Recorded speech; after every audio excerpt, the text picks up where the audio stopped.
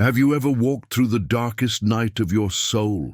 Have you ever cried out to God, desperate for his voice, for his comfort, for his presence, but heard nothing but silence? Have you ever felt like God had abandoned you, like you were walking alone in the dark? His name was Samuel.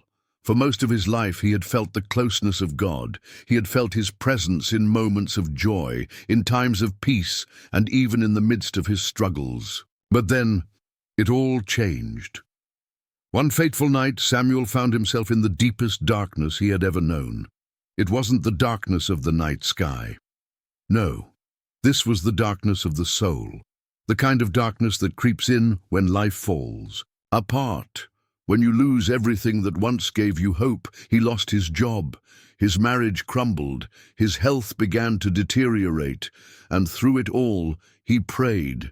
He cried out to God. He begged for answers. He begged for healing. He begged for some sign that God was still there.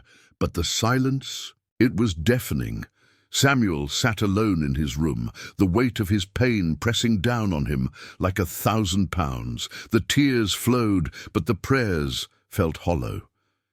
God, where are you? He wondered. Why are you silent? Every time he reached out, he felt nothing. No warmth, no comfort, no voice, just a thick, oppressive silence. And with each passing day, that silence became more painful than any physical wound. Maybe you've been there. Maybe you've cried out in your pain, in your fear, in your loneliness, and all you've received in return is silence. Maybe you've asked, God, where are you? Why aren't you answering me? Why are you silent? In the darkest moments of our lives, when we need God the most, it can feel like he's a million miles away, and in that silence, doubt begins to creep in. We begin to question his love, his presence, his faithfulness. The silence that Samuel felt wasn't just the absence of sound.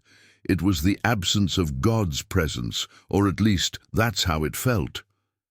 He longed for a whisper, for a word of comfort, for anything, but there was nothing. God, are you hiding from me? Have you abandoned me? The days turned into weeks, and the weeks into months. And still there was no answer. But here's the truth. God's silence is not the same as his absence. It's hard to understand, isn't it? When we cry out and hear nothing in return, when we are surrounded by pain, when everything feels broken and dark, it's easy to think that God has left us. But God's silence is not a sign of his absence. It is an invitation. In the Bible, there are moments when God seemed silent to his people, when they cried out, when they waited for answers, when they wondered where he was. And yet, even in the silence, God was working. Even in the dark, God was present. When Samuel was lost in the darkness of his soul, he didn't realize that God was still with him. God had not abandoned him. In fact, God was closer than he knew. Sometimes God's silence isn't a rejection. It's an invitation to go deeper. It's a call to trust him even when we can't see him, to walk by faith even when we can't hear him. As Samuel sat in that silence, he began to realize something. God wasn't distant. God hadn't left him. God was there, in the quiet, in the pain, in the waiting. God's silence was the space in which he was refining him. It was in the silence that Samuel learned to trust God, not for what he could give him, but simply for who he was. God was teaching him that his love for Samuel wasn't dependent on whether or not he answered his prayers right away. It was about the relationship. It was about trust. And perhaps that's the hardest part of the journey. When God is silent, we're forced to trust not in our circumstances, but in his character. We're called to rely on his faithfulness, even when we don't see the results we're hoping for. God may not answer our prayers in the way we expect, but his silence doesn't mean he isn't there. It means he is teaching us to trust him more deeply, to rely on him when the answers don't come quickly or when the path ahead seems unclear. Samuel began to understand that God was still with him. Even in the silence, God was working. Even in the dark, God was present.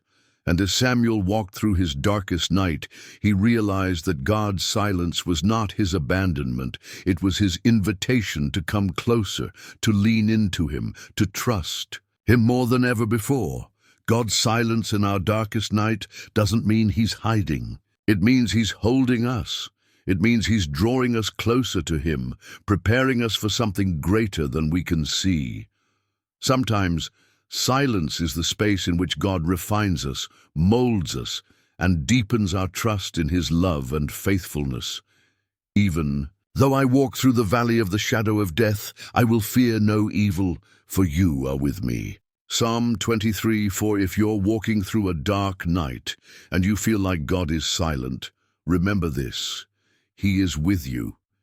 Even in the silence, he is working. He has not abandoned you. He is drawing you closer. Trust him, even in the dark. Your darkest night does not define you. His presence does. And though the night may feel long, morning is coming.